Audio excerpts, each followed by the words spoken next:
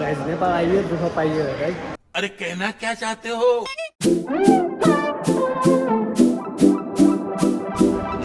Right guys, हामी चाहिँ अहिले टर्मिनल 2 मा आएर बसेको छौँ। मैले एडिटिङ सुरु गरेँ। उनीहरूका चाहिँ यहाँ चिलमा यही सुतिरहन् होइन। यहाँ अर्जुन दाईको गीत टक्क बजाउँदै एडिटिङ सुरु भएको छ। You better turn up. You better be there when I shake. Watch me rockin' if I can't stop. हामी चाहिँ त्यसको अब यहाँबाट सुत्तिएका गौ तिमीहरूलाई सुत्तिएका यता अहिले हामी चाहिँ अब यहाँ निस्कियो। सन्देश थियो मानिहरू चाहिँ ओर्दानीहरू चाहिँ There's an imminent storm. It's unavoidable.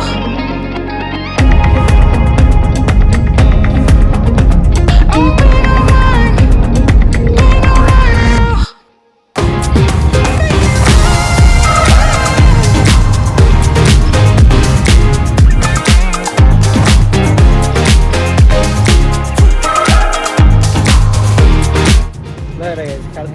आइयो त यार नेपाल। ओए आइयो त यार Nepal. Thank you, have a good one. तिमी सिधै ककपिटमा थिएन क्या दोस्त। Thank you, captains. Have a good one. Thank you, have a good one.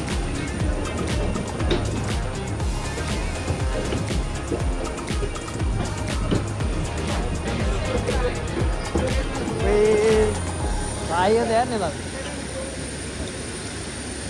के यार आइयो यार। लगेज कहिले आउने हो? अब कता अरे हामी राजा हामी नेपाल आइयो के अरे नेपाल त्यस्तै छ क्या नेपाल गाइस। अब हामी लगेज घिसार्ने कार्यक्रममा छौँ। कता आइन्छ लगेज हेर्नु पऱ्यो पहिला, अनि त्यसपछि बल्ल घिसार्ने हो। रातिको 11:30 भएको रहेछ नेपालमा होइन। हामी चाहिँ अलि चाँडो जानु पऱ्यो आज चाहिँ। अपडेट पनि भएको रहेछ उसको फोनमा, यही मेरोमा पनि भयो होला, मैले चाहिँ देखिनँ। अब लगेज निकालेर टक्क हामी चाहिँ नेपाल आइयो भन्दै एक्साइटेड हुँदै रमाइलो हुँदै फेसमा छुट्टै चमक थियो होइन, छुट्टै आश थियो नेपाल नयाँ भएको छ भन्दै हामी त्यस एयरपोर्टभित्र पुग्यौँ। केही दिनको लगेज राखेपछि हाम्रो लगेज पनि ट्याक्क आयो होइन। अनि इमिरेट्सको लोगो देखेर मैले त्यहाँ चिनेको थिएँ, त्यही इमिरेट्सको लोगो चाहिँ हामीलाई अभिशाप हुन पुग्यो, किनकि तल भन्सारको कर्मचारीले इमिरेट्सबाट आएको भनेर हाम्रो लगेज चाहिँ चेकिङमा हाल्नुभयो। अनि हाम्रो खुसी नेपाल आइयो दुःख पाइयो है। मैले एउटा सेकेन्ड फोन मैले युज गरिराखेको फोन लिएर आएको थिएँ। अहिले यहाँ मैले एकदिन डिस्कस गरेँ, मैले राम्रोसँग कुरा गरिरहेको थिएँ होइन। मैले यो फोन पर्सनल युजको लागि ल्याएको, म नेपाल बस्ने गरी ल्याएको होइन होइन, गर्ने होइन, मैले फिर्ता लिएर जाने हो भनेर कन्भिन्स गर्नु खोजेँ। अनि यहाँ 10,000 चुनाव आइसकेको छ, त्यही पनि आइसीमा बिल काटिरहेको छ नि होइन। थाहा छैन मलाई के हो, आइसीमा नेपाल आएर आइसीमा बिल काटिरहेको छ। अनि सरकारलाई जाने पैसा भने आइसीमा किन काट्ने एउटा प्रश्न। अनि यो चाहिँ मैले नबुझेको कुरा, नेपाल सरकारले दिएको नियमअनुसार एउटा सिल ट्याग फोन र एउटा सेकेन्ड ह्यान्ड फोन ल्याउनु पाउँछ भनेर मैले पढेको छु होइन। तर यो भन्सार विभागको कुरा के हो मैले बुझेको छैन। अब म यहाँ जान्छु, यिनीहरूले के भन्छ पैसा तिर्नु पऱ्यो, तिर्छु, मलाई केही छैन 10,000 नेपाली रुपियाँतिर म डुब्ने मान्छे होइन।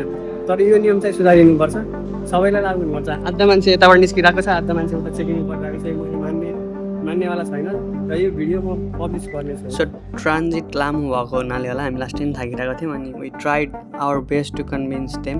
अनि झ्यालमा जानुहोस्, यता 2 नम्बर झ्यालमा जानुहोस्, सरलाई भन्नुहोस् भन्नुभयो। अनि हामी झ्यालमा गयौँ, सरलाई पनि कन्भिन्स गर्न खोज्यौँ। अनि सरले जसलाईको टिकट काटेको उसैसित जा भन्नुभयो। अनि त्यसपछि जसले काटेको त्यही म्यामसँग सल्लाह गर्न गयौँ। So she was so rude. अनि लाइक किन नेपाल आएको जस्तो कुरा गर्न थाल्नुभयो। अनि we feel so embarrassed, so bad, Nepal किन फर्किएछ जस्तो भयो। You can listen here how she treat अस।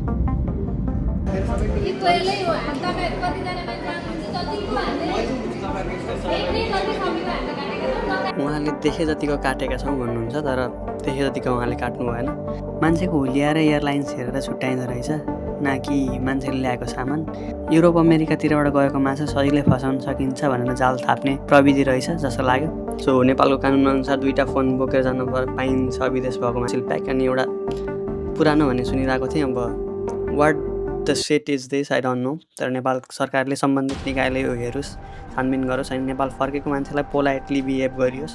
भन्सार तिर्नु कुनै ठुलो कुरा थिएन, तर we feel so bad after returning back to Nepal our home country. आफ्नो देशमा फर्किँदा पनि लास्टै नै बेइज्जत गरे जस्तो फिल भयो। सो सुनेअनुसार पर्सेन्टेजको हिसाबले कर्मचारीलाई पैसा आउँछ अरे भन्सार काटे बापत भनेर सुनेको थिएँ। कति साँचो हो कति झुटो हो चाहिँ थाहा भएन। खैर कमिसनलाई होस् जे होस्, तर यसरी बाहिरबाट आएको मान्छेलाई चाहिँ दुःख दिने काम नगरियोस् एयरपोर्टमा, त्यही नै हो। अनि त्यो दिन चाहिँ रात अति नै पऱ्यो। हामी 9 बजे ल्यान्ड भएको मान्छे 12 बजे एयरपोर्टबाट निस्केका थियौँ अनि होटल गएर बस्यौँ। सो बिहानै उठेर हामी एयरपोर्टतर्फ लाग्यौँ ट्याक्सीको दाइसँग, नयाँ नेपालको कुरा गर्दै गर्दै, नयाँ आशा नयाँ भरोसा अनि नयाँ दिनको सुरुवात गर्दै पोजिटिभ इनर्जी हामी एयरपोर्टतर्फ लाग्यौँ। यत्रो जनताले भरोसा गरेर गर्नै पर्यो। यत्रो रगत पसिना चेन्जेले त्यत्रो 5 वर्षमा केही सक्दैन, मात्रै सिस्टम बसाइदियो भने फेरि जित्छ। नयाँ सरकारको सबैलाई भरोसा छ, नयाँ सरकारले गर्छ, त्यति बसाल्नुपर्छ भन्दै हामी एयरपोर्ट पुग्यौँ। हामी चाहिँ कस्टमबाट निस्क्यौँ। सो म भन्सातिर निस्केँ, तर यहाँ चाहिँ कार्डबाट अथवा ई सेवाबाट अथवा क्युआरबाट तिर्ने सुविधा रहेन रहेछ। भन्सार सङ्कलन हुने ठाउँमा पनि कार्ड नचल्दो रहेछ। त्यो चाहिँ दयनीय अवस्था रहेछ। सो तपाईँहरू आउँदै हुनुहुन्छ अथवा भन्सार तिर्ने केही सामान लिएर आउनुभएको छ भने क्यास बोकेर आउनु होला अथवा तपाईँसँग खल्ती एप रेडी गराएर आउनु होला, सजिलो हुन्छ। दुईवटा फोन एउटा दुइटै युज हुँदाखेरि नपर्ने भन्ने छ, तर मान्छे छुट्टाएर चाहिँ गर्दो रहेछ बिहे। त्यो चाहिँ अहिपछि कसैलाई नहोस्। सुदन गुरुङ हाम्रो नयाँ प्रधानमन्त्री बालेन भाइ, हामी यसरी देश फर्किँदै गर्दा देशमा खुसी भएर आउँदै गर्दा यसरी कस्टमले कहिले पनि नरोकोस्। रोकोस् त सधैँ सुन तस्करहरू भ्रष्टाचारीहरूलाई रोकोस् होइन, यही छ हाम्रो। त्यसरी देशमा खुसी भएर आउनेलाई कहिले पनि नरोकियोस् होइन। जहिले नराम्रो बेमारीलाई रोक्नु पऱ्यो तर छुट्टाएर टाउको छुट्टाएर चाहिँ कहिले पनि कस्टमले यस्तो काम नगर्छ है त। अब पैसा त्यहाँ थाहा भयो होइन, त्यहीँ लगेजबाट आउँदै लगेजमा केही नहाल्नु होला, ह्यान्डक्यारीमा अथवा पकेटमै हालेर आउनु भने तपाईँ बेस्ट सुरक्षित हुनु। अन्त फेरि यहाँ तपाईँ सुरक्षित हुन्छ, अन्तको लागि फेरि भर हुँदैन लगेज उसमा हालेको त्यो लगेजमा हाल्नुहोस् र माथि तपाईँ लगेज निकालेपछि चाहिँ खोल्टीमा अथवा ह्यान्डक्यारीमा हालेर यताबाट बाइपास हुनुहोस्। त्यो कस्टमरको लफडामा नपर्नुहोस् भन्न चाहन्छु मैले। उसको युजेस फोन होइन, उसको 3 वर्षदेखि युज गरेको फोन लगेजमा थियो, त्यतिकै खोल्न लगाएर उसको लगेज अनि हिजोदेखि राखेर आज लफडा गरेर अनि बल्ल बल्ल निकालिदिएर सो यो कुरा सम्बन्धित निकायले हेरिदियोस्, सम्बन्धित निकायसम्म पुगोस् भन्ने अपेक्षाका साथ हामी त्यहाँबाट बिदा भयौँ। अनि हामीले जति पनि त्यहाँ भन्सारमा लागेको खर्च थियो त्यो चाहिँ डोनेसन भयो भन्दै हामी खुसी हुँदै ह्याप्पी मोड लिएर त्यहाँबाट निस्क्यौँ। एकदम सिस्टम चेन्ज भएको हेर्न पाइयो, जस्तो डोनेटहरूले सबै जस्तो गरिरहेको छ नि हाम्रो रेमिट्यान्स अथवा कस्टमको नै देश चलिरहेको, तर सिस्टम परिवर्तन हुँदैन। अब सायद होला, अब किनकि अब राष्ट्रिय सरकार आइसकेको चाहिँ परिवर्तन देखि सकिएको छ होइन। उदाहरणहरू केही अब यहाँबाट केही होला, अर्कोपट्टि नलापट्टि पनि केही होला भन्ने आश। मेन इम्प्रुभ गर्नुपर्ने चाहिँ अब हामी भर्खरै सिरिटेसनले हुँदैछ त, मेन इम्प्रुभ गर्नुपर्ने ठाउँ, मेन पोलाइटेस चाहिने ठाउँ, मेन टुरिस्ट भित्रिने ठाउँ, आन्तरिक टुरिस्टै भित्रिने ठाउँ एयरपोर्ट हो नि त। त्यही भएर चाहिँ नेपाल सरकारले एयरपोर्ट भेट्दा चाहिँ केही न केही गरोस् भन्ने चाहिँ मेरो चाहना। सुरन दाइ सबैले ट्याग गर्दैछन् त्यो भिडियो चाहिँ सक्दो तपाईँहरूले पनि गर्नु भइरहेको छ। This experience was new but it gives totally different lesson for us. ताप चढाव बिनाका यात्राहरू यादगार भन्दैनन् भन्छन्, सधैँभरिलाई एउटा सम्झना रहने भयो। So the most interesting and the surprising part is on the way. So stay tuned guys, see you on next vlog. Until then, piece.